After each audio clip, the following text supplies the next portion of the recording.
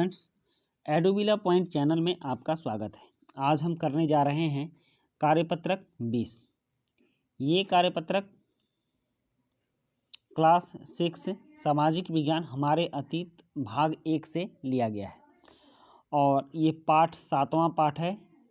नए प्रश्न नए विचार। उपनिषद हिंदुओं के धार्मिक ग्रंथ हैं। इनको धार्मिक कहना उचित नहीं होगा, ये आध्यात्मिक ग्रंथ है।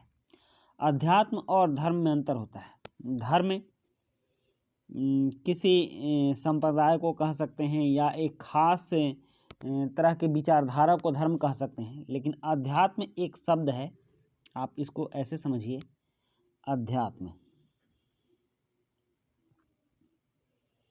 अध्यात्म का मतलब होता है अधि, मतलब अध्ययन, धन आत्म जमा आत्म, मतलब अपने आप का अध्ययन, जो जिस विषय में स्वयं का अध्ययन हो, अपने आप का अध्ययन हो। आप कौन हैं, कहाँ से आए हैं, मरने के बाद कहाँ जाएंगे, आपके अंदर जो ये आत्मा है ये क्या है,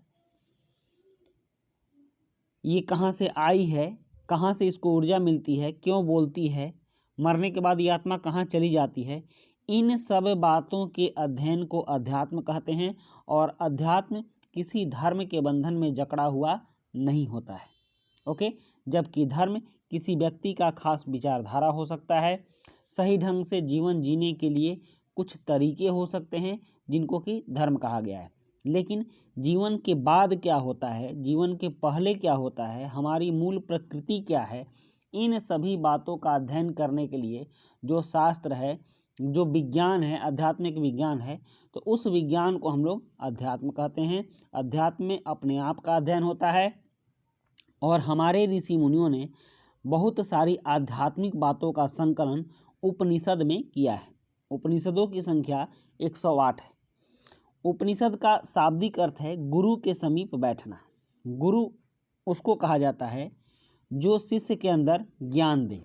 ज्ञान का मतलब जो शिष्य के मन के अंधकार को दूर करे। गु का मतलब होता है अंधकार और रु का मतलब होता है प्रकाश। तो जो अंधकार से प्रकाश की ओर ले जाता है उसको गुरु कहते हैं। तो गुरु के समीप बैठकर अपने मन के अंधकार को दूर करना, अपने ज्ञान के अंधकार को दूर करना, अपने अंदर प्रकाश का प्रस्फुटन करना उपनिषद कहलाता है। इन ग्रंथों में अध्यापकों और छात्रों के बीच बातचीत का संकलन है। उस समय के अध्यापक ये गुरु ही होते थे जो छात्रों को अपने साथ बैठाकर पढ़ाते थे। आज की तरह हाई फाई स्कूल नहीं होते थे।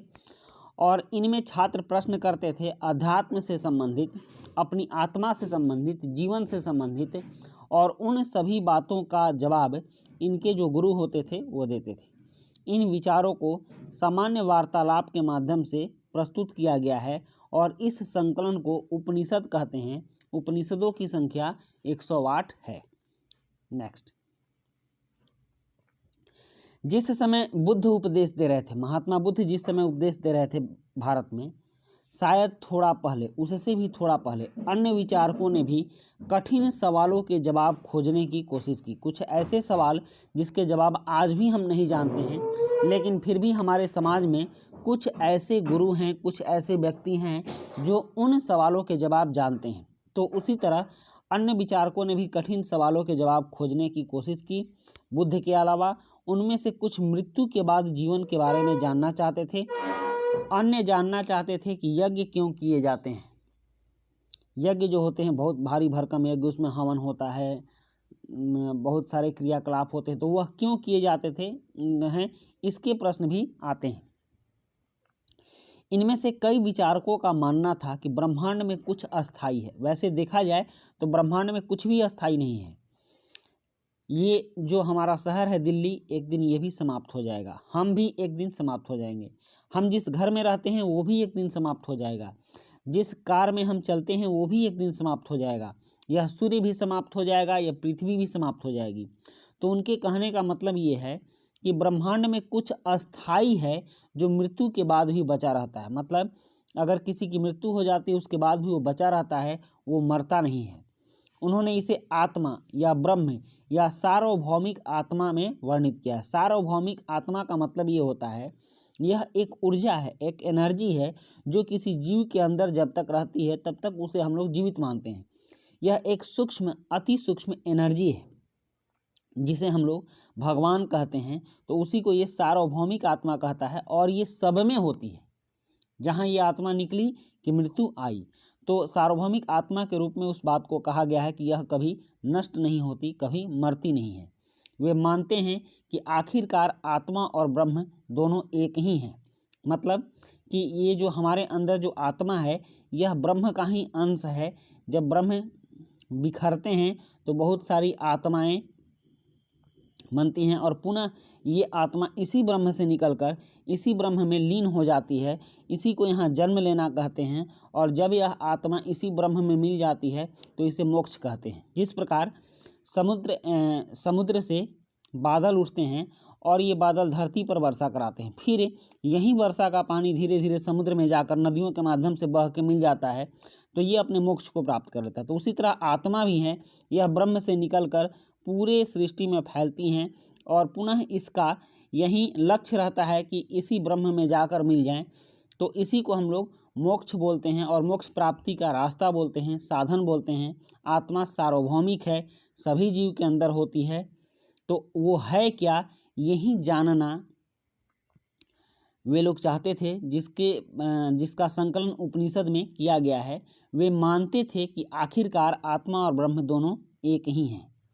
अधिकांश इन चर्चाओं में भाग लेने वाले विचारक पुरुष थे। इस तरह की जब चर्चा होती थी तो इन चर्चाओं में पुरुष ही भाग लेते थे, विशेषकर ब्राह्मण और राजा, क्योंकि उस समय यही लोग थोड़े बहुत पढ़े लिखे थे और इनके पास कुछ समय भी था कि वो इस तरह की चर्चा कर सकें, क्योंकि बाद बाकी के लोग जो थे उनका जीवन स्तर काफ़ी निम्न था और वो खाने, कमाने और पहनने के अलावा कुछ सोच नहीं पाते थे।